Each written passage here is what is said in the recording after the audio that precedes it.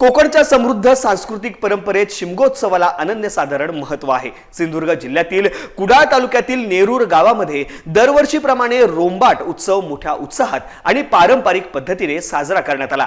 नेरूरच्या सायचे tench येथील मांड उत्सवात पौराणिक प्रसंगांवरती आधारित आणि देवदेवतांच्या भव्य प्रतिकृतींचे चित्तवेधक देखावे सादर करण्यात आले। हे मनमोहक देखावे पाहण्यासाठी केवळ जिल्ह्यातूनच नव्हे तर गोवा आणि कर्नाटक राज्यातूनही भाविकांनी मोठी गर्दी केली होती।